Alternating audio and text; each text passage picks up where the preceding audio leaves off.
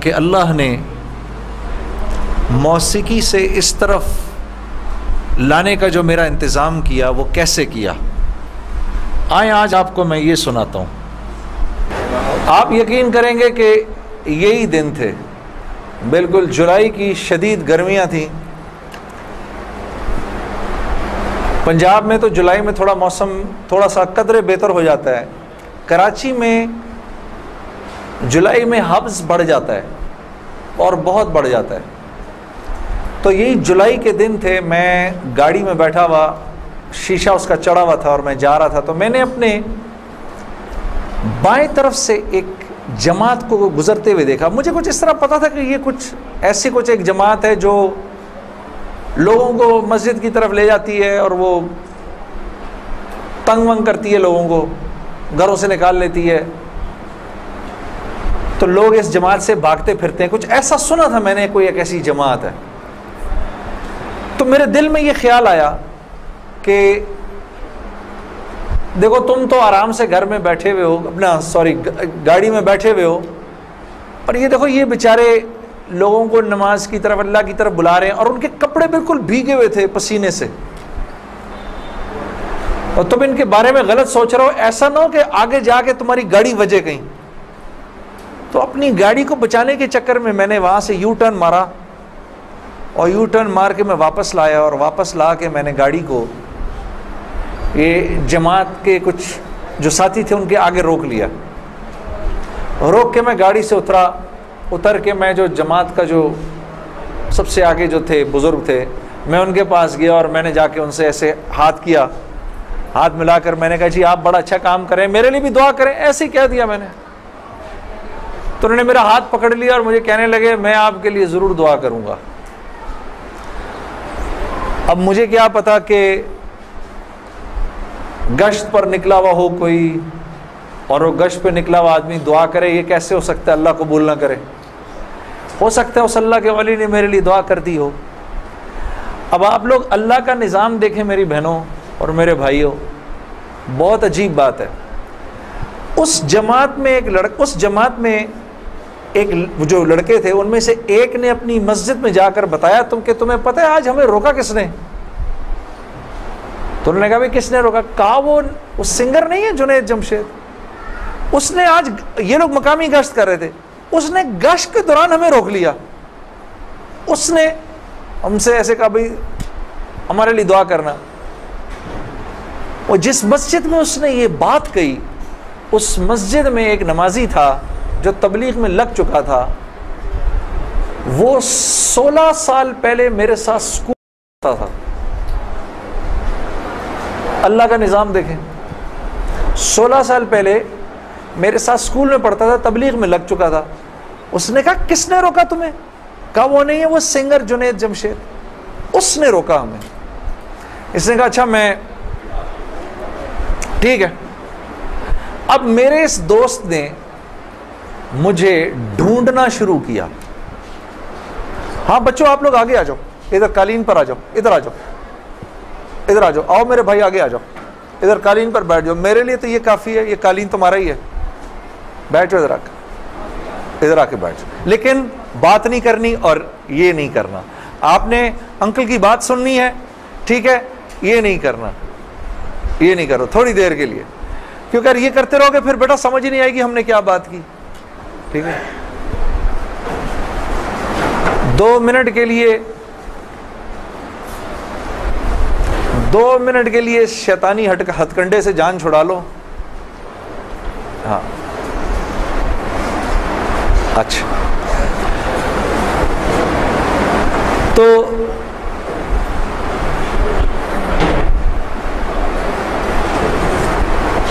خیر میرے اس دوست نے مجھے ڈھونڈنا شروع کیا، اور اس واقعے کی کوئی تقریباً 1-1.5 مہینے بعد اس نے مجھے ڈھونڈ لیا. اور ایک دن جی میرے گھر فون آتا ہے، جنید. اب میں نے جب مجھے پہچانا، اس نے بولا جنید مجھے پہچانا. آپ یقین کریں گے میں 16 سال بعد اس کی آواز سن رہا تھا، میں پہچان گیا. میں نے کہا جنید بول رہے ہو؟ ہنسنے لگا. تو مجھے پہچان گیا؟ میں نے کہا میں بھی کو پہچان گیا تو اتنا تو شرارتی لڑکا تھا تو کلاس کے اندر. اور میں نے کہا کیونکہ ہم دونوں کے نام ایک تھے تو تیرے چکر میں بھی بدنام رہتا تھا. ہنسنے لگا, یار کمال ہے تو نے مجھے پہچان لیا. میں نے کہا ہاں میں نے پہچان لیا, میں نے تیرے سے ملنا ہے. میں نے کہا کیوں؟ کہتا ہے بس ایسے ہی, وجہ کوئی نہیں ہے. میں نے کہا یار اچھا ہماری زندگی ایسی تھی, شوبز کی زندگی تھی ہماری, کہ ہمارا دل ملنے کو نہیں کرتا تھا کسی سے. یعنی ہم نے مینیجر رکھے ہوتے تھے جو ہمیں صرف لوگوں سے دور رکھتے تھے. ان کا کام تھا لوگوں سے بات کرنا, لوگوں سے ڈیل کرنا, ہم تک کوئی نہ پہنچے بس. یہاں تک کہ آپ حیران ہوں گے اگر میں آپ کو بتاؤں, یہ بڑی ایک افسوسناک بات ہے کہ ہمارے اپنے گھر والوں کا ہماری زندگی میں رول کم ہوتا تھا, ان مینیجرز کا رول زیادہ ہوتا تھا. آپ نے گھر کب جانا ہے, بچوں سے کب ملنا ہے, یہ تک ان مینیجروں کے ہاتھ میں ہوتا تھا. تو اب کوئی مجھے فون کرے کہ میں نے تم سے ملنا ہے, یہ تھوڑی کہ میں فوراً مل لوں گا اس سے. اب پتہ نہیں اللہ جانے اس نے کیوں ملنا ہے, میرا وقت ضائع کرے گا کیا ہے. تو میں نے جنید غنی سے کہا کہ یار بغیر وجہ کے کیوں ملنا ہے تم نے, بس ایسے ہی. میں نے کہا انشاءاللہ دیکھو پھر چلو اللہ نے کبھی موقع دیا تو ملیں گے. کڑک میں نے فون بند کر دیا, ہمیں تو عادت تھی فون بند کرنے کی. اگلے دن پھر فون آ گیا اس کا. میں نے بولا کیا کام ہے؟ کام کوئی نہیں, ملنا ہے. کیوں؟ یار کوئی وجہ نہیں, مل لیتے ہیں. میں نے کہا یار وقت نہیں ہے, فون پہ بات کر لو. نہیں فون پہ کام کوئی نہیں ہے. کڑک فون پر ایک دفعہ ہوا, 2 دفعہ, اب اس کا میں ہیلو سنتا تھا فون بند کر دیتا تھا.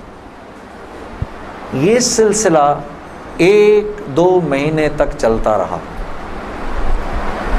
یہاں تک کہ جنید غنی کو میرے گھر کے نوکروں کے نام یاد ہو گئے, فون اٹھانے والوں کے نام یاد ہو گئے, سب کچھ یاد ہو گیا. اس کو سب پتہ ہوتا تھا میں کب پاکستان میں ہوں, کب نہیں ہوں, کب کہاں ہوں, سب.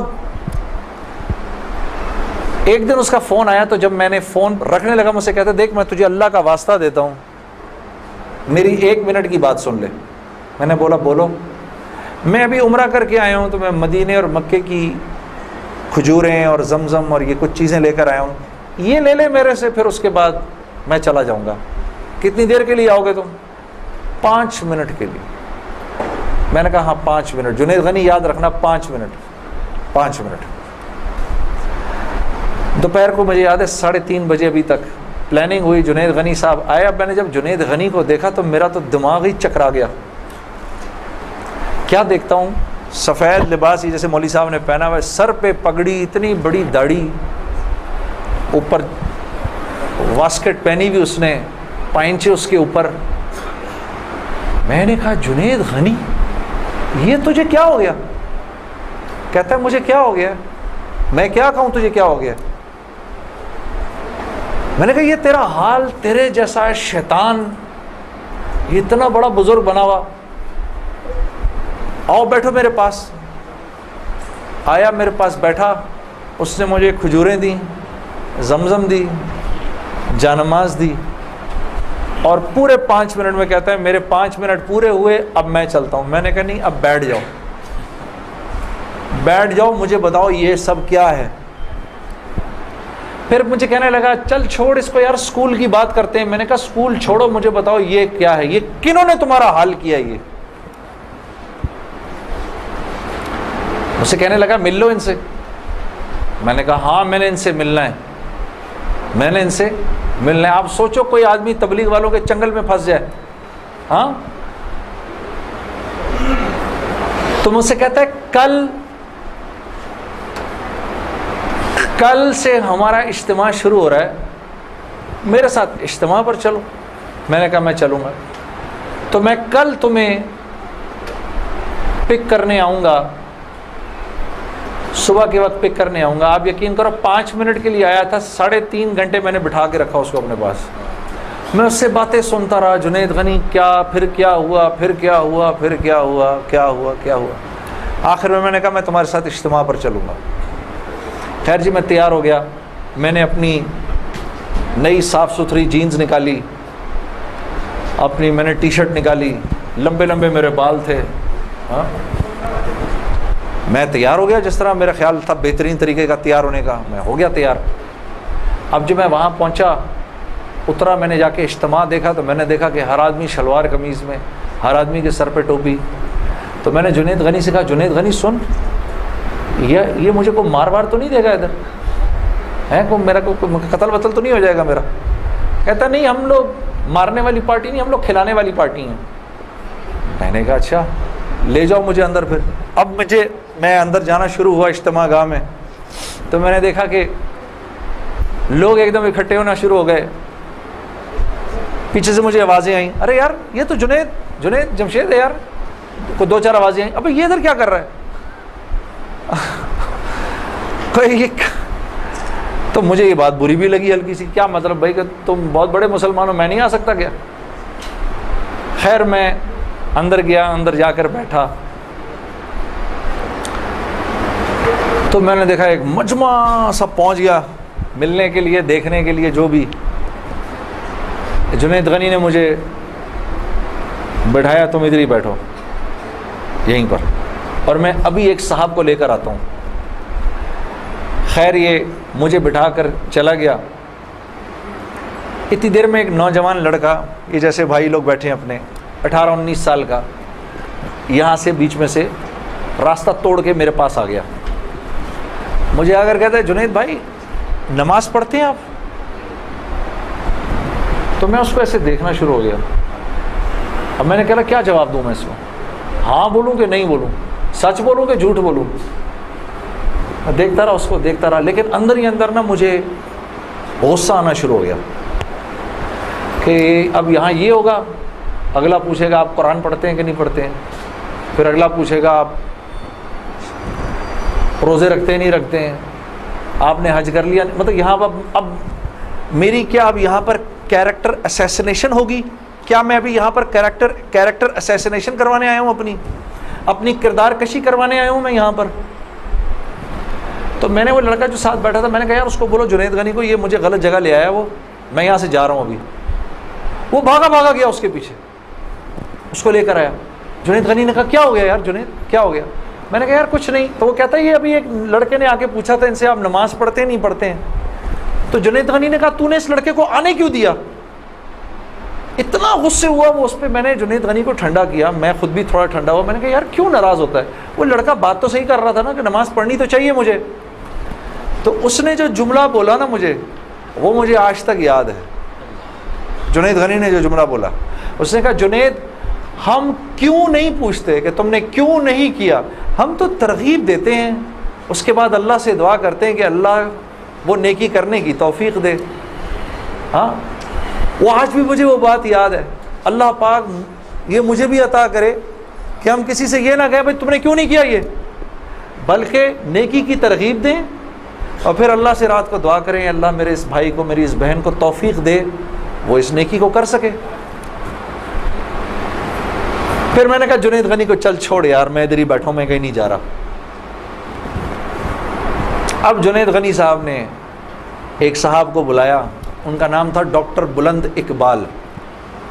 ابھی جب میں شان رمضان ابھی شان رمضان کر رہا تھا نا, یہ ابھی کچھ پچھلے رمضان میں, تو ڈاکٹر بلند اقبال صاحب بڑے عرصے بعد مجھے ملنے آئے. میں ملا ان سے, بڑی خوشی ہوئی. میں نے ان کو یاد کرایا وہ واقعہ جو میں اب آپ کو سنانے لگا ہوں. تو ڈاکٹر بلند اقبال صاحب میرے سامنے آ کے بیٹھ گئے. اور ڈاکٹر بلند, اب تبلیغ والوں کا بہن میں ذرا سا آپ کو بتاؤں کہ تبلیغ والے نا اب وہ سامنے والے کو جانتے نہیں ہیں, لیکن اس کو اللہ کی دعوت تو دینی ہے. تو آپ پہلے اس سے پوچھتے ہیں بھائی آپ کیسے ہیں, خیریت سے ہیں, آپ کا اسم گرامی کیا ہے؟ اچھا ماشاء اللہ بڑی خوشی ہوئی آپ سے مل کے, یہ میرا نام ہے, بڑا اچھا کیا آپ آئے. پھر باتوں میں پوچھتے ہیں کہ آپ کیا کرتے ہیں, تو میرے سے بھی انہوں نے پوچھ لیا. تو جنید صاحب آپ کیا کرتے ہیں؟ تو میں چپ کر گیا. اچھا کوئی بات نہیں, آواز آ رہی ہے نا میری؟ ٹھیک ہے, اللہ آپ لوگوں کو خوش رکھے. جی میرے سے پوچھنے لگے جنید صاحب آپ کیا کرتے ہیں. اب میں اس کی شکل دیکھنا شروع ہو گیا. میں نے کہا ابھی تک تو جی اچھا ہو رہی ہے اس کی ریکارڈنگ. اچھا چلو آپس میں بات نہیں, میرے سے سن لو, آپس میں بات نہ کریں. تو میرے سے نا اب میں ان کی شکل دیکھوں, میں نے کہا اب تک مار نہیں پڑی تو اب پڑے گی. اب جو میں نے بتایا نا میں کیا کرتا ہوں, تو میرے چہرے کے بدلتے ایکسپریشنز دیکھ کے نا جنید غنی نے ان سے کہا, ارے ڈاکٹر صاحب آپ اس کو نہیں پہچانتے, یہ وہ ہے نا جس نے دل دل پاکستان گایا ہے. ڈاکٹر صاحب کہتے ہیں ارے واہ واہ واہ واہ واہ واہ واہ واہ, مسلمان کی تو شان ہی یہی ہے, جس کام کو کرتے آگے بڑھ جاتا ہے. میں نے کہا یہ آدمی ٹھیک آدمی ہے,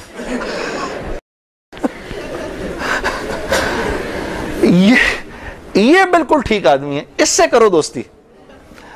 تو بعد میں میں نے ڈاکٹر صاحب سے کہا, ڈاکٹر صاحب یہ جواب آپ کہاں سے لائے اتنا خوبصورت سا؟ تو مجھے کہنے لگے, یار میں نہ تجھے جانتا نہ مجھے یہ پتا دل دل پاکستان کیا. تو جب اس نے بولا نا کہ اس نے دل دل پاکستان گایا, تو میں نے کہا واہ واہ واہ واہ, اور میں دل میں دعا کروں یا اللہ جلدی سے صحیح جواب میرے ذہن میں ڈال, جلدی سے صحیح بات ڈال میرے ذہن میں. تو میں نے فٹ کہہ دیا, اور یہ بات میرے دوستو ہے بھی سچ کہ مسلمان کی شان یہ ہے, مسلمان جس کام کو کرتا ہے نا, مسلمان اس کام میں آگے بڑھ جاتا ہے.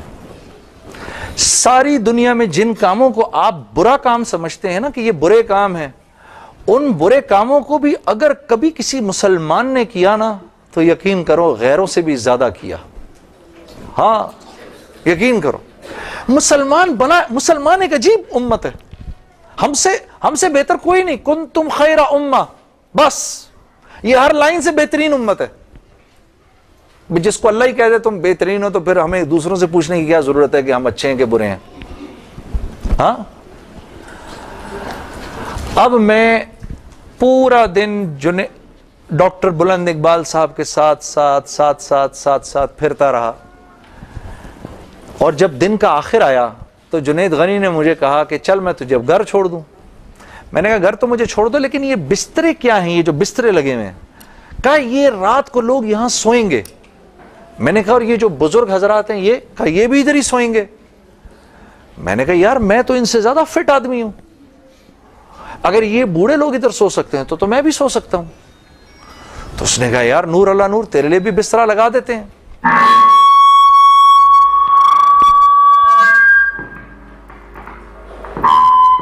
جی اب ٹھیک ہے. تو مجھے کہنے لگا تیرے لیے بھی بسترا لگا دیتے ہیں. میں بھی سو گیا ادھر ہی اس رات کو. وہ شاید زندگی کی پہلی دفعہ زندگی میں رات کو تہجد کی نماز پڑھی, اٹھا دیا اس نے بیچ میں. تو ایک دن گزرا, دوسرا دن گزرا, تیسرے دن مولوی طارق جمیل صاحب کا بیان تھا. اب مجھے تو نہیں پتا یہ کون ہے. ہاں جب مولوی صاحب نے بیان کیا تو میں نے جنید غنی سے کہا یار بڑے اچھے اچھے بیان تھے یہ سارے تیرے بزرگ, یہ کون آدمی ہے؟ کہنے لگا یار یہ ہیں ہمارے ایک مولانا. میں نے کہا یار میں نے ان سے ملنا ہے. کہتے یار ان سے نہیں مل سکتا کوئی. میں نے کہا بھائی میں اس ملک کے صدر سے بھی مل سکتا ہوں اور اس ملک کے پرائم منسٹر سے بھی مل سکتا ہوں, یہ مولوی سے ملنا کیا مشکل ہے؟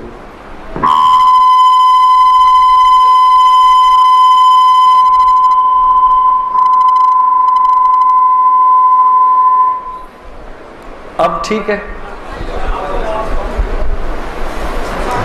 ٹھیک بہترین.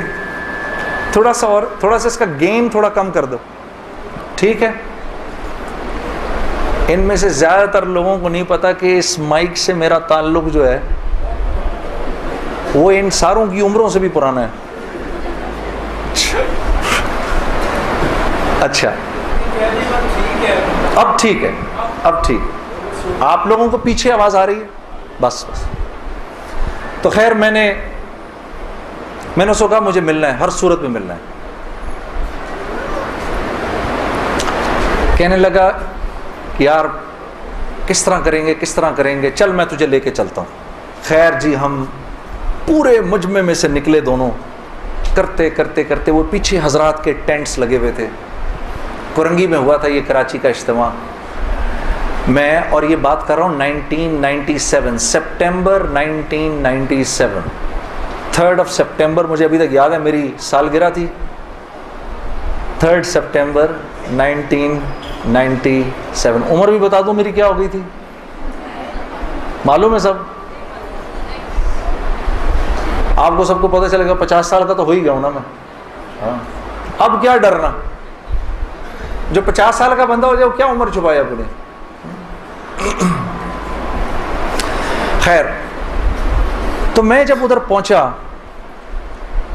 تو وہاں پر ایک لڑکا ایسے ڈنڈا لے کر کھڑا ہوا مولوی صاحب کے کمرے کے باہر. تو مجھے دیکھ کر وہ مسکرانے لگا, جنید بھائی آپ ادھر کیا کر رہے ہیں؟ اب مجھے 3 دن تو گزر گئے تھے. میں نے کہا کیوں بھائی, میں کیوں نہیں آ سکتا ادھر, تو بڑا مسلمان ہے میرے سے. ہنسنے لگا, نہیں نہیں نہیں, وہ میں نہیں کہہ رہا, میں آپ کو دیکھ کے تھوڑا حیران ہو گیا, کیا کام ہے؟ میں آپ کا بڑا فین ہوں. میں نے کہا اچھا. تو میں نے کہا کہ مجھے یہ جو تھے نا مولانا طارق جمیل, ان سے ملنا ہے. کہ یار جنید بھائی ان سے تو ملنے کی کسی کو اجازت نہیں ہے. میں نے کہا تم جا کر بتاؤ تو صحیح کہ میں نے ملنا ہے. اچھا میں کچھ کرتا ہوں. خیر وہ اندر گیا, اس نے اندر جا کر کہا کہ آپ آئیں اندر. تو میرا دوست جنید غنی مجھے لے گیا. آپ یقین کرو میں نے مولوی طارق جمیل صاحب کو زندگی میں کبھی اکیلے بیٹھے نہیں دیکھا. وہ اللہ نے شاید اس دن ملوانا تھا یا بات کروانی تھی, اکیلے بیٹھے ہوئے تھے خیمے میں اپنے.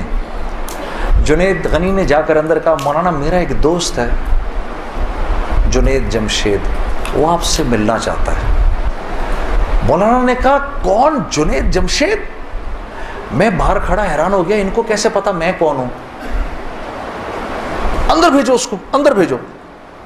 مجھے بلایا اندر اور جنید غنی کو کہا تم باہر جاؤ, تم باہر انتظار کرو. وہ باہر چلا گیا. یہ نوجوان جیسے بیٹھا ایسے جا کے میں مولوی صاحب کے سامنے بیٹھ گیا اور مجھے ایسے تیز نظروں سے انہوں نے دیکھنا شروع کر دیا. میں نے کہا آپ مجھے ایسے کیوں دیکھ رہے ہیں؟ کہتے ہیں میں تجھے نہیں دیکھ رہا, میں تو اللہ کی شان دیکھ رہا ہوں. میں نے کہا جی کیا مطلب؟ کہا تیرے بڑے بڑے بورڈ لگے ہیں فیصل آباد کے اندر, بڑے بڑے بورڈ لگے ہیں. میں اکثر ان بورڈز کو دیکھ کر کہتا تھا, مجھے بعد میں مولانا نے بتایا, میں ان کو بورڈز کو دیکھ کر کہتا تھا ہر ایک کو ہدایت مل سکتی ہے, اس کو نہیں مل سکتی. ہاں آج میں جب ادھر ایئرپورٹ آ رہا تھا تو ایئرپورٹ پہ تیرا بڑا سا بورڈ لگا ہوا تھا, ایسے ہی میرے دل میں آئی یا اللہ کیا یہ نہیں ہو سکتا کہ اس سے میری ملاقات ہو جائے, اور تو میرے سامنے بیٹھا ہے, میں اللہ کی شان دیکھ رہا ہوں. تو میں نے کہا اچھا.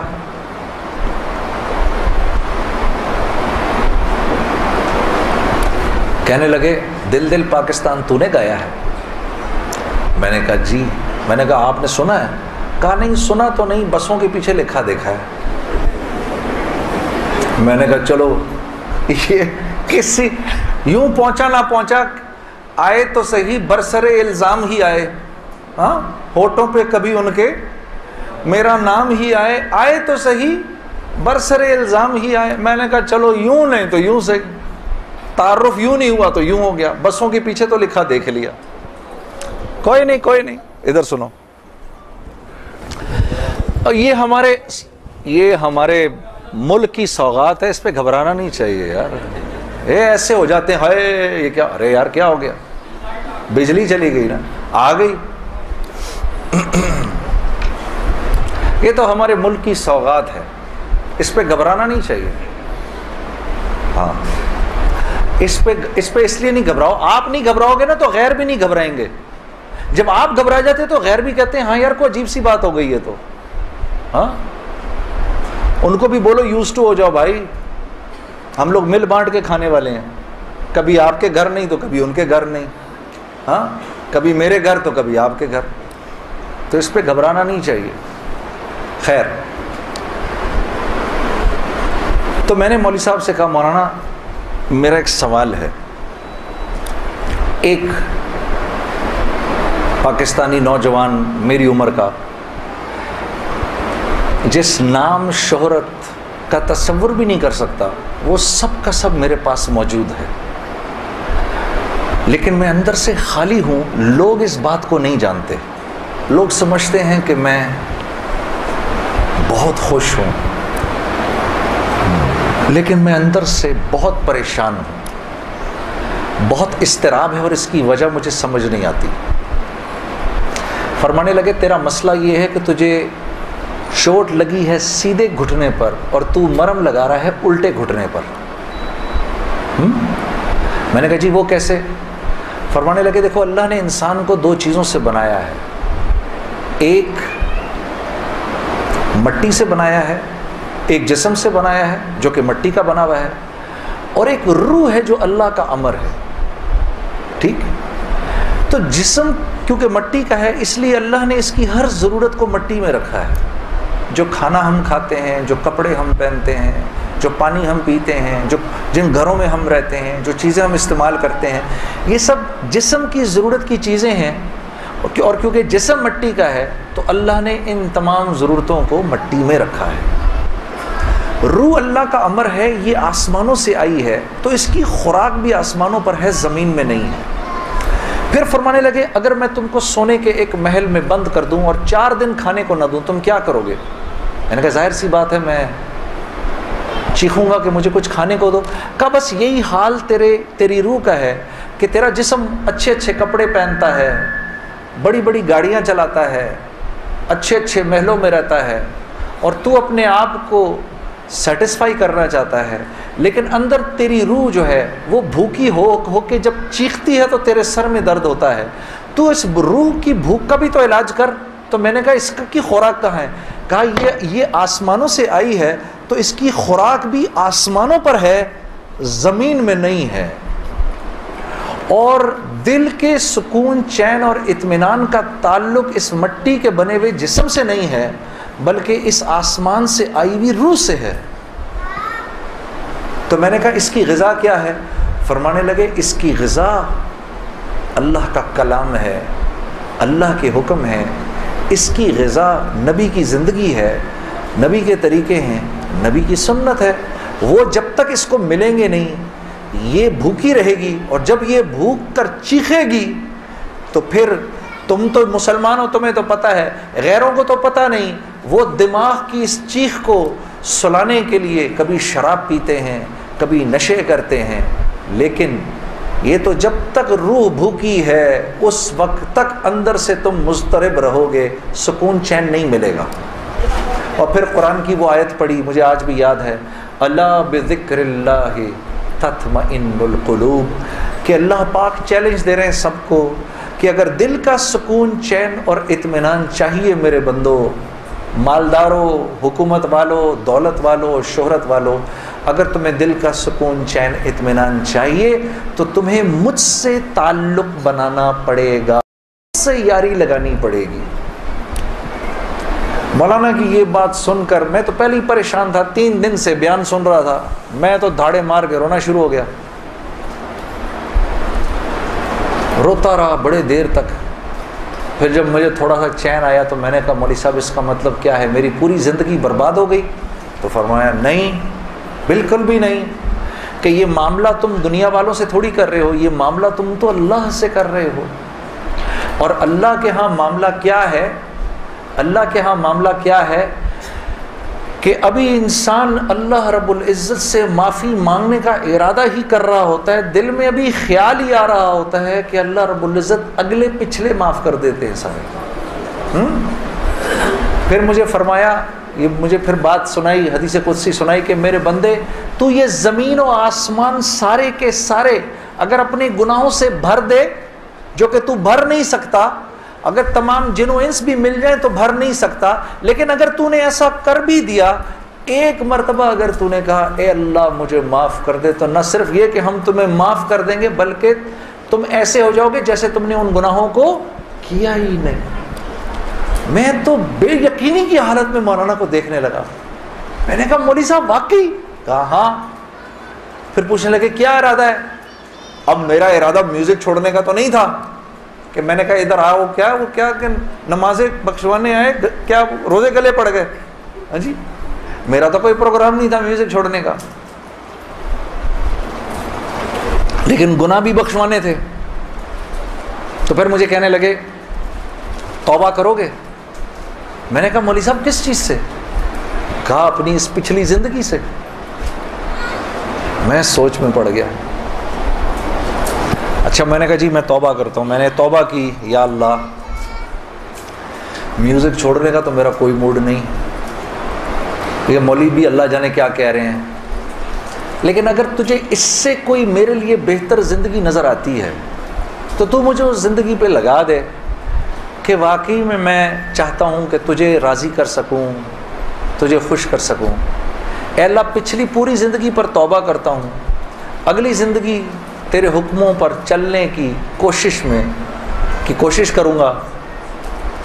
اگر تو واقعی ایسا ہے جیسا یہ مولوی صاحب فرما رہے ہیں تو تو مجھے معاف کر دے. میں نے کہا توبہ کر لی. مولوی صاحب نے کہا اب کیسا محسوس کر رہے ہو؟ میں نے کہا جی بہت ہلکا. پھر میں نے کہا لیکن مولوی صاحب بات تو یہ ہے کہ اگر میرے پچھلے سارے معاف ہو گئے اور اس پر اللہ نے اگر جنت دی تو میری تو بہت ہی بڑی جنت ہوگی، آپ سے بھی بڑی. تو فرمانے لگے نہیں بیٹا اتنی جلدی نہ کرو، تمہیں وصول تو ہم ہی نے کیا ہے، جو تجھے ملے گا اس سے تو بڑا ہمیں ملے گا ہی ملے گا. ہاں لیکن میں نے کہا مولوی صاحب اور بہنیں اس بات کی تصدیق کریں گی، موسیقی تو روح کی غذا ہے کہ نہیں؟ ہاں یہ سیالکوٹ کی خواتین یقین کرو پورے ملک کی پہلی بہنیں ہیں جو کہہ رہی ہیں نہیں، ورنہ اگر کسی نے نہیں بولا تو چپ ضرور رہی ہیں. سارے مردوں نے بولا ہے موسیقی روح کی غذا نہیں ہے. موسیقی روح کی غذا ہے جی. یہ دیکھو اب آواز آئی ہے، اب ایسا لگ رہا ہے کوئی بیٹھ کے سن رہا ہے جی. موسیقی روح کی غذا ہے جی. شاباش، اللہ آپ لوگوں کو اس پر چلا دے. اللہ رب العزت آپ کے موبائلوں میں جتنے بھی گانے ہیں سب اڑا دے اسی وقت. گھروں میں جتنی کیسٹیں ہیں سب ٹوٹ جائیں، اللہ کرے ساری سیڈیاں ٹوٹ جائیں. اللہ پاک ایسے کرے گانے کی آواز ہی نہ سننے کو ملے آج کے بعد آپ میں سے کسی کو. یہ سوچ لو آمین قبول ہو جائے گا. اب سوچ کے بولنا آمین. تو مولوی صاحب نے مجھے کہا کہ نہیں، موسیقی روح کی غذا نہیں ہے، موسیقی نفس کی غذا ہے. موسیقی کس کی غذا ہے؟ نفس کی. یہ واقعی نفس کی غذا ہے اور یہ ایسا زہر ہے، ایسا زہر ہے، یہ جب اندر جاتا ہے تو پتہ ہی نہیں چلتا کہ نقصان کتنا کر گیا ہے. ٹرائی نہ کرنا لیکن آپ کہیں جا کر اللہ کی بات سنیں، اس کے بعد جا کر 5 منٹ کا گانا سنیں، ساری صفائی ہو جائے گی، سب اندر ساری صفائی ہو جائے گی. میں یہ نہیں کہ بعد میں مجھ سے لوگ پوچھتے ہیں حلال ہے حرام ہے، اس کے لیے تو یہ مولوی بیٹھے ہوئے ہیں نا، ان سے پوچھو. میں آپ کو وہ بتا رہا ہوں جو ہوتا ہے، میں آپ کو وہ بتا رہا ہوں جو ہوتا ہے کہ یہ انسان کو بے باک کر دیتی ہے. مجھ سے کسی نے پوچھا بھائی اپنے ملک کے لیے گانا، میں کبھی اپنے ملک کے لیے گانا وہ ایک اور چیز ہے. میں ان گانوں کی بات کر رہا ہوں جن کو عام طور پہ لوگ سن رہے ہوتے ہیں بازاروں میں، ہاں، اور پھر کہتے ہیں اس کے سننے میں کیا ہے. ارے یار میں کیا بتاؤں آپ کو کیا ہے. خدا کی قسم اگر وہ زندگی اس زندگی سے بہتر ہوتی مجھے کیا تکلیف تھی. مجھے ایک ساتھی کہنے لگا اب تو آپ کے لیے اس زندگی کی طرف جانا بڑا مشکل ہے. میں نے کہا کوئی مشکل نہیں، گلا تو وہیں کا وہیں ہے، گا سکتے ہیں، لیکن اب اس زندگی کی طرف جانے سے بہتر لگتا ہے کہ میں آگ میں چھلانگ مار دوں، کہ وہ اس قدر خطرناک زندگی، وہ اتنی ایک، یقین کرو پوری، صرف گانا نہیں ہوتا، وہ ایک پوری زندگی ہے. وہ ایک پوری زندگی کا نام، جیسے یہ ایک پوری زندگی کا نام ہے نا، صرف دعوت کے 2 بول نہیں ہیں. ہاں میرے دوست مجھ سے لڑتے تھے، یار تو ادھر گانا گا ادھر جا کے اذان دے دے. ارے میں نے کہا نہیں ہوتا ایسے نہیں ہوتا بھائی. گانا گانے والے کو تو اذان کی آواز سے نعوذ باللہ نعوذ باللہ نعوذ باللہ کراہیت آتی ہے، کراہیت آتی ہے. مجھے یاد ہے ہم کانسرٹ کر رہے ہوتے تھے اور مغرب کی اذان اگر ہوتی تھی، یقین کرو وہ، کیونکہ وہ تو دعوت کے بول ہیں نا، ادھر تو ایک غلط کام ہو رہا ہے نا، وہ تو دعوت کے بول ہیں. وہ دعوت کے بول جب ہمیں سنائی دیتے تھے تو وہ ہمارے سینے کو پھاڑ کے نکل جاتے تھے. ایسے تھوڑی ہوتا ہے. یہ کوئی کھیل مذاق ہے کیا؟ یا یہ کوئی ٹی وی کا پروگرام ہے کہ جس میں ایکٹنگ ہو رہی ہے کہ نہیں بھئی ادھر جا کر اذان دے دی, ادھر جا کے گانا گا دی, ادھر جا کے اذان دے دی. ایسے نہیں ہوتا. اور پھر اللہ کے نیکی کے کام کرنے کی تو اللہ کی طرف سے توفیق ملتی ہے میرے دوست.